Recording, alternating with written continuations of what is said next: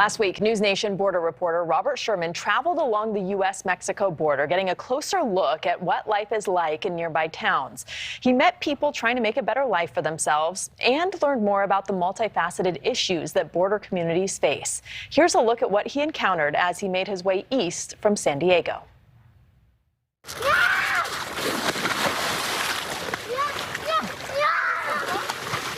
One moment set the tone for our whole trip. A father who just crossed into the U.S. with his family, trying to carry his daughter the last bit across a canal.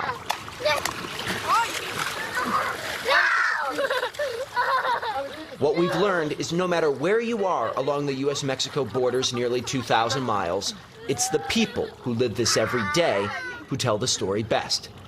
In San Diego, we met Mauricio Hernandez Mata, a U.S. Army veteran who was hoping to get his U.S. citizenship after leaving the service, but wound up deported for over 10 years due to drug and firearm arrests. This week he came home and was finally able to embrace his mom here in the U.S. If I had a second chance, I would gladly do everything again. Fight for my country in any conflict. I'm always considered myself, and I am an American.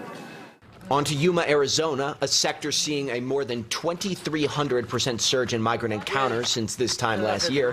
Jorbulo Cristo and his family walked right up to our NewsNation cameras in the early morning hours. Water, please. Parched, cold, and tired, they traveled for 8 days from Colombia, seeking asylum in the U.S. Quiero que me ayude. I need help. I heard the United States gives political asylum to people. I want to ask for help. Down in Oregon Pipe Cactus National Monument, the debate over the wall rages on. Well, the landscape has been completely altered.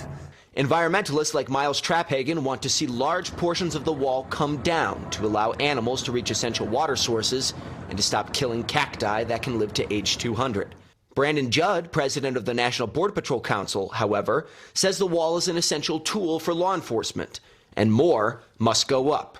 It's not the be-all, end-all, but it is definitely a piece of the puzzle. Then it was off to little old Y, Arizona, a small town with a funny name. Two highways come together in the center of town, making a Y shape. The original inhabitants wanted the town to be named Y, just a letter. But the law said a town had to be at least 3 letters in length. Hence, Y, W-H-Y. But why is the town even here? Well, the U.S.-Mexico border is just 30 minutes to the south, and the passerbys help keep the town going. If not, a lot of people were stopping by and all that, we would probably not even be here, you know. And finally, we capped the week off in Nogales, Arizona, separated from its sister city, Nogales, Mexico, to the south by a wall and razor wire. I think it's a little carried away, personally. But the local newspaper on the Mexican side reported 365 murders in 2021.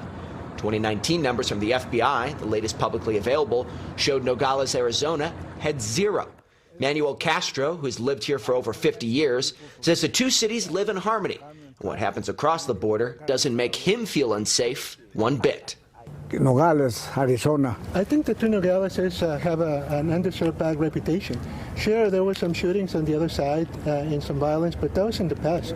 Now I think both cities are very peaceful. So that's what we saw this past week in California and Arizona. This week we'll be sharing stories out of New Mexico and Texas. Rutabe?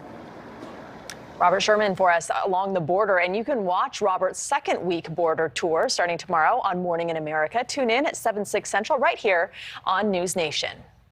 Thanks for watching. Click the red subscribe button below so you can get more of News Nation's fact-driven, unbiased coverage.